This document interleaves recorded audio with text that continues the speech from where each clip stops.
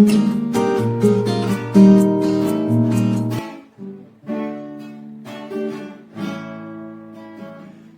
és soberano sobre a terra, sobre os céus, tu és Senhor absoluto.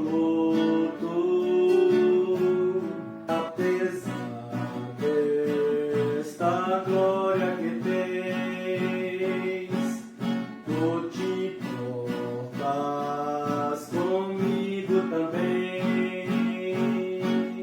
Este amor tão grande eleva-me, amarga-me a ti. Tu és tremendo.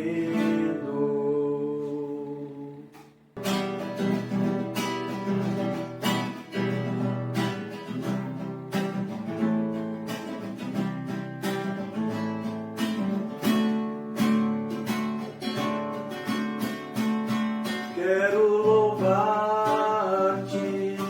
sempre mais e mais. Quero louvar-te, sempre mais e mais.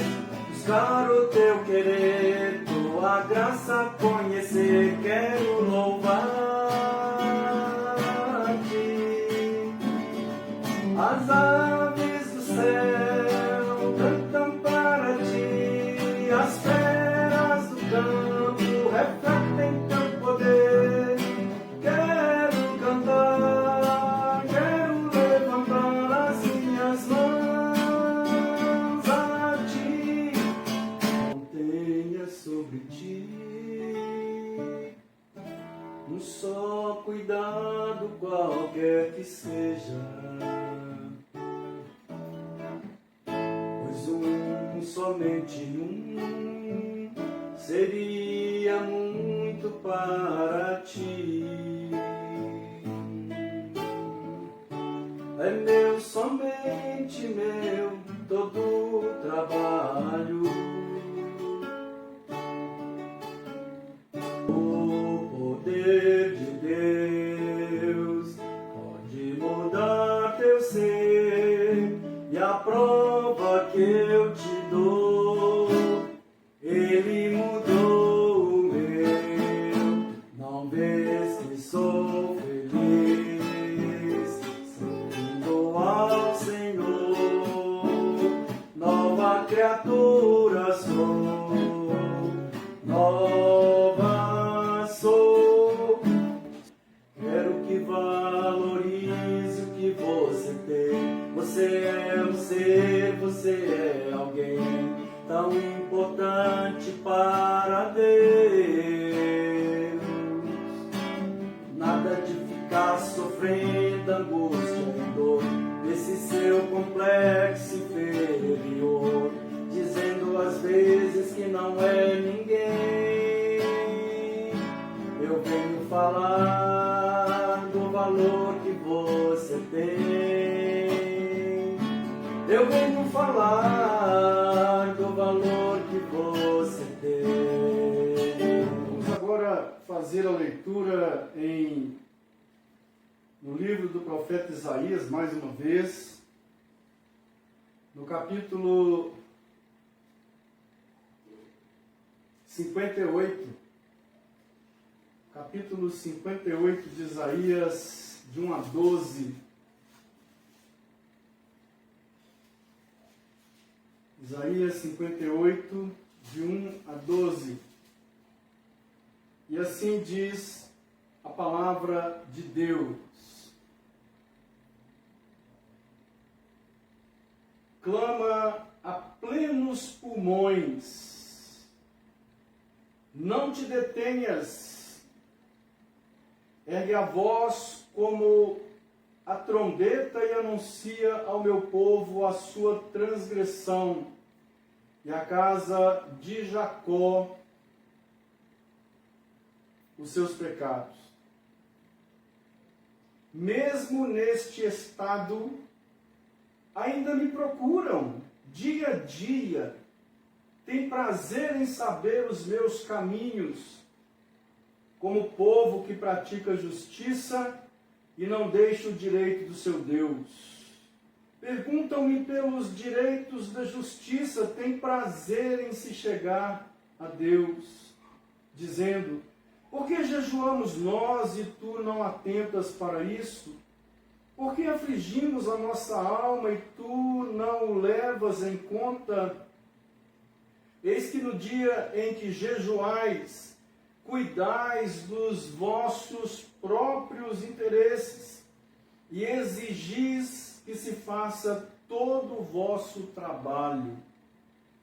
Eis que jejuais para contendas e rixas e para ferirdes com punho iníquo, jejuando assim como hoje, não se fará ouvir a vossa voz no alto. Seria este o jejum que escolhi? Que o homem um dia aflige a sua alma, incline sua cabeça como junco e estenda debaixo de si pano de saco e cinza? Chamarias a isto jejum e dia aceitável ao Senhor? Porventura não é este o jejum que escolhi, que soltes as ligaduras da impiedade, desfaças as ataduras da servidão, deixes livres os oprimidos e despedacem todo jugo? Porventura não é também que repartas o teu pão com o faminto e recolhas em casa os pobres desabrigados, e se vires o nu, o cubras, e não te escondas do teu semelhante? Então romperá a tua luz como a alva, a tua cura brotará sem detença, a tua justiça irá diante de ti, e a glória do Senhor será a tua retaguarda. Então clamarás e o Senhor te responderá, gritarás por socorro e ele dirá: eis-me aqui. Se tirares do meio de ti o jugo, o dedo que ameaça, o falar injurioso, se abrires a tua alma ao faminto e fartares a alma aflita, então a tua luz nascerá nas trevas e a tua escuridão será como o meio-dia. O Senhor te guiará continuamente, fartará a tua alma até em lugares áridos e fortificará os teus ossos. Serás como um jardim regado e como um manancial cujas águas jamais faltam. Os teus filhos edificarão as antigas ruínas. Levantarás os fundamentos de muitas gerações e serás chamado reparador de brechas e restaurador de veredas, para que o país se torne habitável. Para que o país se torne habitável. Nós temos ouvido, nesses tempos de pandemia, várias convocações para que o povo cristão brasileiro se separe um dia para o jejum. E nós podemos dizer que o jejum é uma prática espiritual de se recolher diante de Deus, de se apartar da alimentação para se dedicar à oração, à humilhação, à confissão de pecados e buscar a presença de Deus. O jejum é uma prática em todas as religiões do mundo. Os judeus jejuavam sempre que alguma desgraça abatia sobre a nação. Então, eles tinham um ritual de se vestir com sacos, de jogar cinza na cabeça e ficar assentado ali, clamando ao Senhor por misericórdia. Os cristãos, por seu turno, foram ensinados a jejuar em tempos difíceis também, e ainda a jejuar ou jejum como prática de consagração e preparo espiritual para a obra missionária da igreja. Nós encontramos Isaías profetizando naquela época entre 739 686 a.C. Era uma época de muita crise, muito tumulto em Judá, onde ele profetizou, onde ele desenvolveu o seu ministério. Tumultos, não só tumultos internos, mas ameaças diante do grande imperialismo do reino da Assíria. Isaías, ele profetizou pelo menos durante 4 reinados. Ele pegou 4 reis: Uzias, também conhecido como Azarias; Jotão, filho de Uzias; Acás, filho de Jotão; e o último rei, Ezequias, quando então o ministério de Isaías se encerrou em Judá. Ele é contemporâneo dos profetas Oséias e Miqueias. E o contexto onde se desenvolveu o ministério de Isaías foi exatamente esse: um declínio espiritual muito grande daquela nação. Era uma nação que ao mesmo tempo mantinha a religião, cumpria os rituais religiosos à risca, incluindo aqui o jejum, cumpria o calendário religioso. Por outro lado, era uma nação que estava moralmente apodrecida. Eles conseguiam ser religiosos e podres ao mesmo tempo.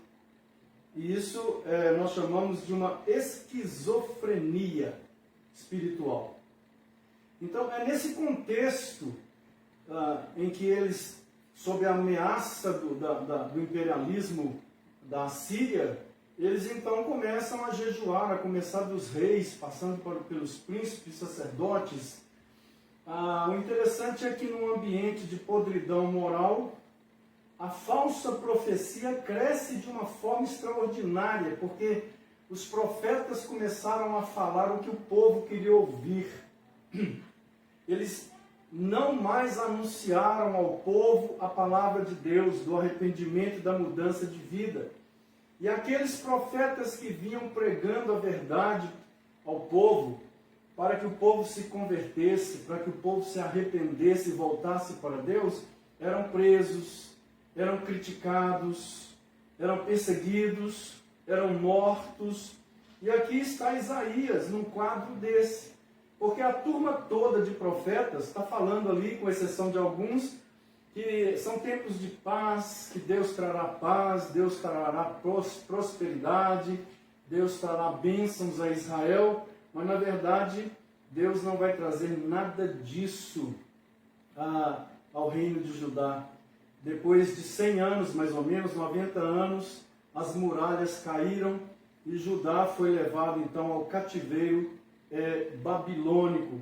Diante desse quadro, desse contexto sociopolítico, religioso, o povo então se dá à prática dos jejuns, e Isaías vem denunciar que aquele jejum que eles faziam, muito embora do ponto de vista exterior seguia todo o ritual religioso, mas ele não tem nenhum valor para Deus. Então Isaías vai falar do verdadeiro jejum. Qual é o jejum que agrada a Deus? E aqui nós vamos também falar do verdadeiro jejum, diante desse quadro que estamos vivendo hoje. Essa é uma mensagem atualíssima. Atualíssima. Nós precisamos jejuar? Sim. Mas qual é o jejum que agrada a Deus? Essa é a grande pergunta. Qual é o verdadeiro jejum? Então há pelo menos 3 características aqui que Isaías levanta do jejum que realmente agrada a Deus. A primeira característica do verdadeiro jejum é que ele deve se conformar às orientações de Deus e não às nossas orientações. Isto é, o jejum que agrada a Deus, ele é feito conforme as prescrições que Deus passou, e não conforme o que eu quero. O resultado do jejum que agrada a Deus é ir aonde Deus quer. é para que aconteça tudo conforme a vontade de Deus e não o que eu quero. Já notaram que tem muita gente que jejua, diz, eu vou jejuar para acontecer isso. Mas pera lá, quem é que diz que Deus quer que aconteça o que eu quero que aconteça? A não ser que eu esteja muito certo da vontade de Deus e eu vou jejuar realmente para que aconteça o que Deus quer que aconteça.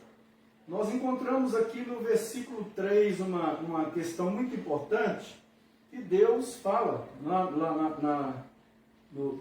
em Isaías, né, no capítulo 58, Deus fala assim, o povo reclamando de Deus e eles perguntavam, por que jejuamos nós e tu não atentas para isso? Olha a pergunta que eles fazem. A questão, eles estão jejuando, nada muda. Não há mudança nenhuma. Então eles começam a questionar os profetas de Deus. Por que nós estamos jejuando e não acontece nada? Notem bem. Por que afligimos a nossa alma e tu não levas em conta?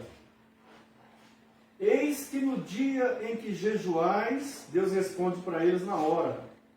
No dia que vocês jejuam, cuidais dos vossos próprios interesses e exigis. Jejum não é para eu atingir o que eu quero. Jejum não é um sacrifício que eu faço para merecer aquilo que eu estou querendo. Jejum não é barganha. Jejum não é troca. Aquele povo quer exigir de Deus. Esse é o jejum do egoísmo. Esse é o jejum do homem, para o homem, que segue a vontade do homem. Esse é o jejum que quer alcançar o que o homem quer alcançar. Aqui não existe lugar para a vontade de Deus. Ao contrário, o jejum deveria ser um momento de reflexão, um momento de abrir a alma para perceber, através da palavra de Deus e das testificações interiores do Espírito Santo, o que Deus tem para nos falar. Porque os ruídos deste mundo, a correria deste mundo, as preocupações deste mundo, bloqueiam o nosso espírito para se sintonizar com o Espírito de Deus. O jejum é apenas chave que abre esse momento em que nos abrimos para perceber o que Deus está fazendo e o que Deus quer fazer. É o momento de nos humilharmos, de pedirmos perdão a Deus, não só por nós, mas por nossa nação, para que Deus tenha misericórdia de nós.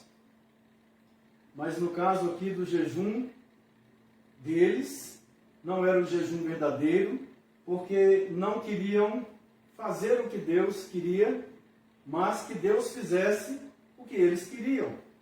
E tem muita gente hoje em dia fazendo isso. Eu vou jejuar para Deus fazer aquilo. Eu vou jejuar para receber essa bênção. Essa pessoa não entendeu ainda o que é graça. Ainda não entendeu o que é graça. Jejum não pode ser barganha em momento nenhum. Agora notem que o povo de Israel naquela época, aquele povo sofria uma esquizofrenia dualista espiritual. Aquele povo era rigorosamente, ritualisticamente, liturgicamente religioso. Frequentava os trabalhos no templo, o povo frequentava as festas religiosas no calendário, guardava o calendário. O povo seguia os rituais religiosos, principalmente restaurados pelo rei Ezequias. Entretanto, a vida moral era um fracasso. A vida moral era um fracasso. O jejum praticado por eles está fora do padrão de Deus. Fora do padrão de Deus. porque era o jejum do ego, era o jejum dos interesses próprios, E eu leio novamente aqui o versículo 3, porque eles estão perguntando: Senhor, nós estamos jejuando, não acontece nada, não tem efeito, não funciona. O que está errado? Eram pragmatistas. E então Deus responde: eis que no dia em que jejuais, cuidais dos vossos próprios interesses. Ninguém está interessado em saber a vontade de Deus. Ninguém está interessado em saber o que Deus quer. É os interesses de cada um. É o desejo de ser abençoado. É o desejo de que se tire da nação, de cima da nação de Judá, as ameaças do imperialismo da Síria. É o desejo de melhorar economicamente. É o desejo de melhorar do ponto de vista dos bens temporais na vida. Mas não há aquele jejum da humilhação e de se colocar diante de Deus para escutar Deus. De estar no conselho do Senhor para escutar o Senhor. É o jejum de exigir de Deus, de determinar a Deus o que Deus tem que fazer. Esse jejum não é o verdadeiro jejum. O verdadeiro jejum, ele deve se conformar às orientações que Deus prescreve. Mas há uma segunda característica aqui nos versos 4 e 5 do verdadeiro jejum. Agora nos versos 4 e 5. E essa característica é que o jejum não está associado a uma vida perversa. O jejum verdadeiro não se associa a uma vida moral perversa. Ele não se associa. Os versos 4 e 5 dizem: eis que jejuais para contendas e rixas, e para ferirdes com punho iníquo, jejuando assim como hoje, não se fará ouvir a vossa voz lá no alto. E o 5 diz: seria este o jejum que eu escolhi? Olha aí, foi assim que eu ensinei para vocês a jejuar? Que o homem um dia aflige a sua alma, incline a sua cabeça como junco, e estenda debaixo de si pano de saco e cinza? Chamarias tu a isto jejum e dia aceitável ao Senhor? Olha que interessante. E Deus aqui, ele faz aquela pergunta: vocês estão achando que jejuar é só cumprir o ritual? É ficar um dia sem comer? Sem comer nada? Sem beber nada? Fazer as orações? Cantar os cânticos? Vocês estão achando que é só colocar o saco, jogar cinza na cabeça, se recolher, que isso aí, vocês estão chamando isso aí de jejum? É o que Deus está falando com eles. Vocês estão dando a isso nome de jejum? Religiosamente estava certinho, ritualmente, ritualisticamente, a liturgia estava sendo feita certinho. Mas Deus falava com eles: isso não é jejum. Isso é aparência de jejum, mas não é essência. Isso é o lado de fora do jejum. Isso daí não quer dizer que a essência, o interior, o ser é jejum. Por quê? Porque a vida moral daquele povo estava toda desandada. Era uma vergonha. Pessoas que guardavam ressentimentos, adoeciam profundamente por causa de ressentimentos, que comiam a alma como câncer. Pessoas que exploravam as outras, pagavam salários de exploração para os seus empregados, gananciosos, avarentos. Pessoas que se davam à luxúria sexual, com 1, 2, 3, 4, 5, sei lá quantos parceiros ou parceiras. Pessoas que se davam à prostituição, ao adultério, o matrimônio enfraquecido por causa do adultério de ambas as partes.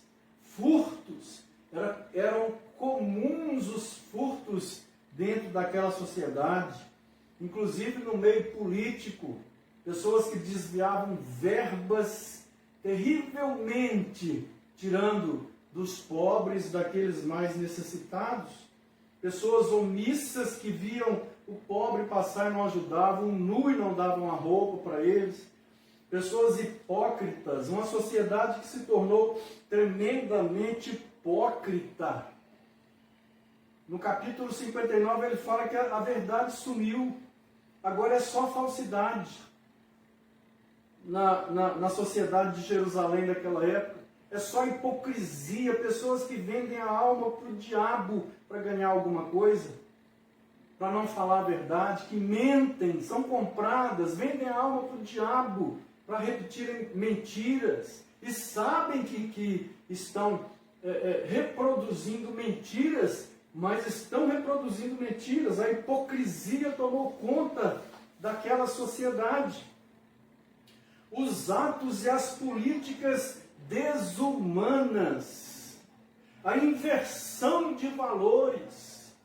O certo começa a ser chamado de errado, o errado começa a ser chamado de certo, o bom começa a ser visto como mal, o mal começa a ser visto como bom, o bem começa a ser visto como mal, e o mal começa a ser tratado como bem. Inversão de valores espirituais, de valores morais, julgamentos sendo vendidos para quem pagasse mais, e daí aqueles que tinham mais dinheiro nunca eram julgados e condenados, sempre eram absolvidos.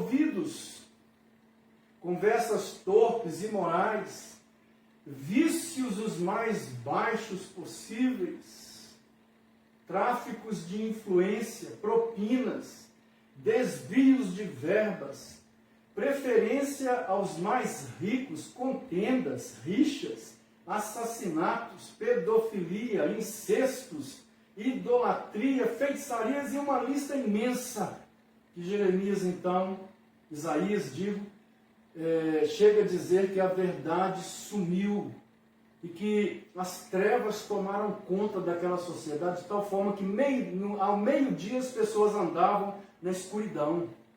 Uma metáfora que ele usa, dizendo que ao meio-dia, com o sol rachando, a luz mostrando tudo, as pessoas estavam tateando, procurando o caminho, de tão cegas que elas se tornaram por causa dessa depravação moral. Eram religiosas, eram pessoas que cumpriam rituais religiosos, tinham os dias lá de congregar, faziam suas procissões, tinham suas crenças, sua história religiosa, seu calendário religioso, mas moralmente eram pessoas podres. Podres. Era uma sociedade podre, moralmente falando. Isaías, então, Deus faz a seguinte pergunta: você chama essa casca aí de jejum? Você acha que isso é jejum? Esse é o jejum que me agrada? Esse jejum aí e essas orações que vocês estão fazendo não chegam nem no teto da casa de vocês, quanto mais nos céus. Jamais Deus vai ouvir. Deus tem pavor desse tipo de coisas. Essa esquizofrenia dualista, Deus tem pavor disso. E então, o profeta, no versículo 6 e 7, ele vai dizer qual é o jejum que agrada a Deus. Qual é o jejum que de fato é o escolhido de Deus, segundo as normas de Deus, segundo a verdade de Deus.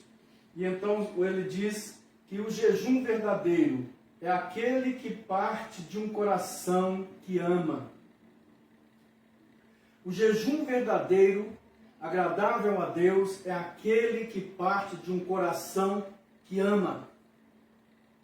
Versos 6 e 7. Leiam em suas Bíblias, versículos 6 e 7. Porventura não é este o jejum que escolhi, que soltes as ligaduras da impiedade, desfaças as ataduras da servidão, deixes livres os oprimidos e despedaces todo o jugo? Porventura não é também que repartas o teu pão com o faminto, recolhas em casa os pobres desabrigados, e se vires o nu, cubras e não te escondas do teu semelhante? Jesus, cerca de 700 anos depois, sumaria toda a sua mensagem no Sermão da Montanha, pregando exatamente isso. Dá a quem te pede. Não voltes as costas àquele que precisa de você. Ama o teu próximo como a ti mesmo. Deus não mudou e não muda nunca. Deus não muda nunca. Na verdade, o jejum verdadeiro é quebrar, ou escolhido de Deus, é quebrar os mecanismos de opressão, sejam opressões individuais ou sistêmicas, opressão política, opressão ideológica, opressão moral, todo tipo de opressão que oprime o homem, o semelhante, que o faz sofrer, opressão econômica, opressão cultural. Tudo isso precisa ser quebrado. É o que Isaías está falando. O jejum verdadeiro é aquele que quebra qualquer tipo de escravidão. É aquele que não suporta a escravidão, a exploração do semelhante. Quantas escravidões já houve na história da humanidade? A última que tivemos foi a escravidão dos africanos. Que coisa triste, que mancha. Isso ficou gravado na história, manchou a história do nosso país. 300 anos de escravidão, sofrimento, luta, humilhação.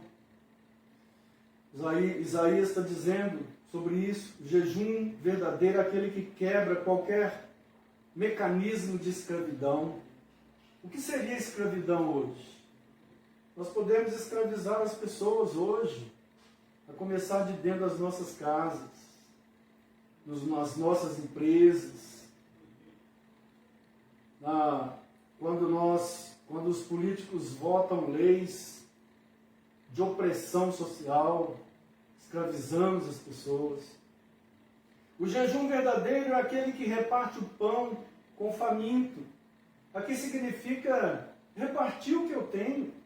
Talvez eu não tenha muito, mas aqueles que vêm precisando de mim, eu preciso ajudar essas pessoas. Eu não posso guardar a ideia de que guardar só para mim e para minha família. É preciso de um coração generoso no jejum que Deus escolheu. O jejum que Deus escolheu, ele dá guarita aos pobres e desabrigados. Ele recolhe. Ele cobre o nu, o que está passando frio, e ele não se furta de ajudar ao próximo. Ele abandona a idolatria, a feitiçaria. Ele deixa a mentira e a hipocrisia, etc. É o que Isaías está levantando. O jejum que agrada a Deus começa com a maneira como trato o meu semelhante. Começa com amor. Por isso o jejum verdadeiro é o jejum do amor. Não adianta nada separar um dia numa nação. Eu vou deixar de comer, deixa eu ver aqui, de 8 horas da manhã até 4 horas da tarde, não vou comer, não vou beber, vou cantar alguns hinos, vou ler algumas palavras da Bíblia, mas na segunda-feira eu estou falando mal das pessoas, eu estou fofocando, eu estou semeando desgraça, a avareza toma conta da minha vida, eu começo a oprimir as pessoas, eu começo a caluniar as pessoas. Que jejum é esse? Será que Deus aceita? Não. Ele mesmo está falando na palavra dele. Pode jejuar 40 dias, pode ficar 40 dias jejuando. Nenhum deles Deus vai aceitar. Nenhum deles Deus vai aceitar.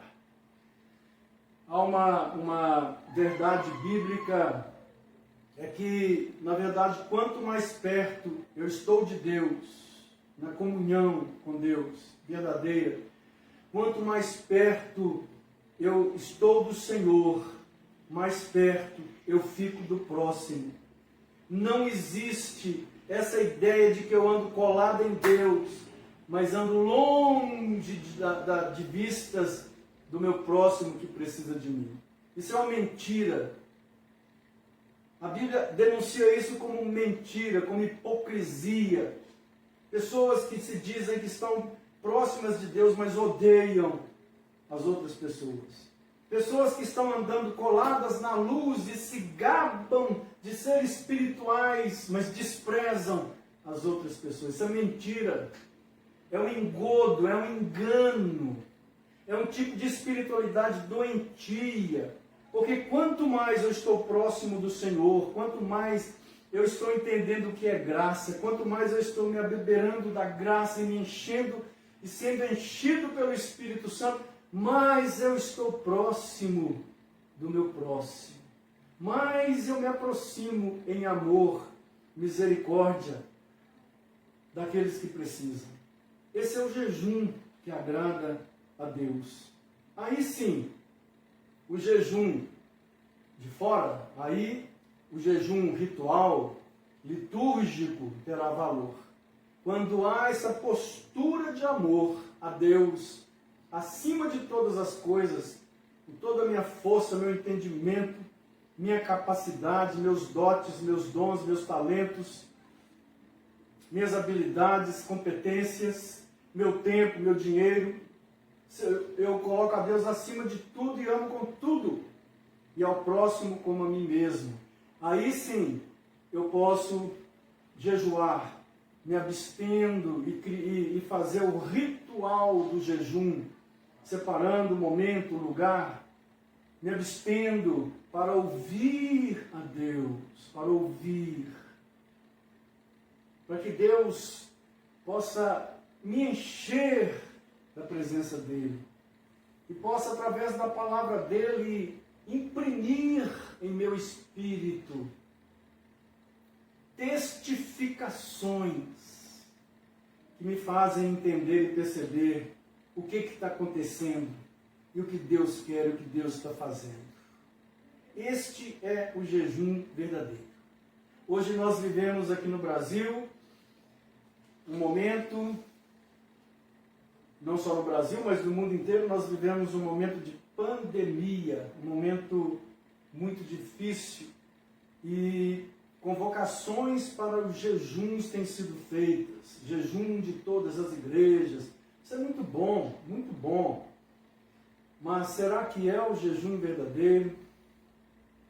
Será que cada pessoa que está jejuando está fazendo o jejum verdadeiro, ou apenas repetindo um ritual, ou apenas a casca, a parte externa? Deus queira, sim, que nós precisamos jejuar, mas Deus queira que o jejum verdadeiro esteja sendo feito. E de fato as promessas que ele faz aqui para o jejum verdadeiro, elas são extremamente maravilhosas, porque o versículo 8 diz: quando eu faço o jejum verdadeiro, então romperá a tua luz como a alva, a tua cura brotará sem detença, a tua justiça irá diante de ti, e a glória do Senhor será a tua retaguarda. Então, versículo 9, clamarás e o Senhor te responderá, gritarás por socorro e ele te dirá: eis-me aqui. Se tirares do meio de ti o jugo, o dedo que ameaça o falar injurioso. Eis-me aqui. Mas se fizeres o jejum verdadeiro, se o povo brasileiro realmente fizer um jejum verdadeiro, grandes coisas vão acontecer. Grandes coisas. Nós vamos gritar, clamar, grandes coisas acontecerão. Que Deus nos abençoe. Nós vamos, nesse momento, entoar o hino 221 para o final dessa nossa transmissão. 221. Quero ser um vaso de bênção, sim, um vaso escolhido de Deus. Se você não tem a prática de jejuar,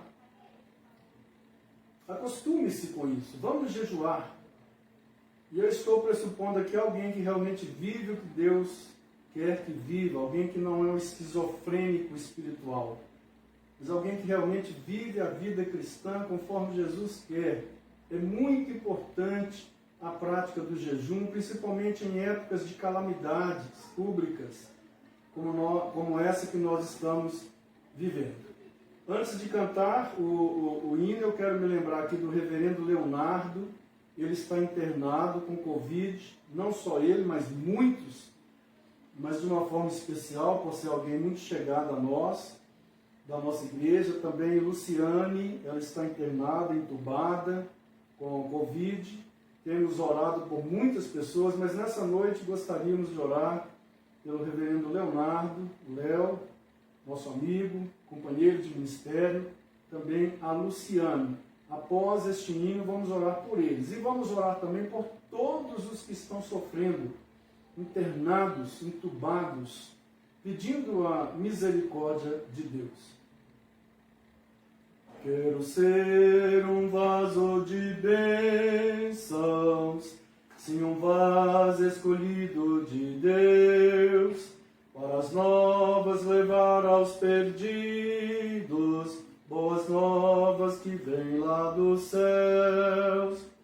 Faze-me vaso de bênção, Senhor, vaso que leve a mensagem de amor. Eis-me submisso e ao teu serviço eu me consagro.